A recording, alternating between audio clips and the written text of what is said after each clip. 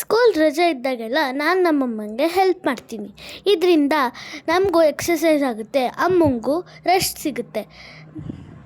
ಇವತ್ತು ನಾನು ಬಾಗಿಲೆಲ್ಲ ತೊಳೆದು ರಂಗೋಲಿನ ಬಿಟ್ಟೆ. ರಂಗೋಲಿ ಹೇಗಿದೆ? ನಾನು ಫ್ರೆಶ್ ಅಪ್ ಆಗಿ ದೇವ್ರ ಪೂಜೆ ಮಾಡೋಣ ಅಂತ ಬಂದೆ. ಅಷ್ಟರೊಳಗಡೆ ನಮ್ಮಮ್ಮ ತಿಂಡಿಗೆ ರೆಡಿ ಮಾಡ್ತಾಯಿದ್ರು. ಫೈನಲ್ ಆಗಿ ನನ್ನ ರಂಗೋಲಿ ಈ ಥರ ಬಂದಿದೆ. ಹೇಗಿದೆ? ಈಗ ನಾನು ಫ್ರೆಶ್ ಅಪ್ ಆಗಿಬಿಟ್ಟು ದೇವ್ರ ಪೂಜೆ ಮಾಡೋಕ್ಕೆ ಬಂದೆ. ಇವತ್ತು ಸೋಮವಾರ. ನಮ್ಮನೆ ದೇವರು ನಂಜುಂಡೇಶ್ವರ. ಅದಕ್ಕೆ ನಾನು ನಂಜುಂಡೇಶ್ವರ ಸ್ವಾಮಿನ ತೊಳ್ಕೊಂಡು ನೀರಲ್ಲೇ ಇಡಬೇಕು. ಮತ್ತು ಶಿವನ ಆಗಲಿ ನಂಜುಂಡೇಶ್ವರ ಸ್ವಾಮಿನಾಗಲಿ ನೀರಲ್ಲೇ ಇಡಬೇಕು. ಆಮೇಲೆ ಪೂಜೆಯನ್ನು ಮಾಡಿದೆ.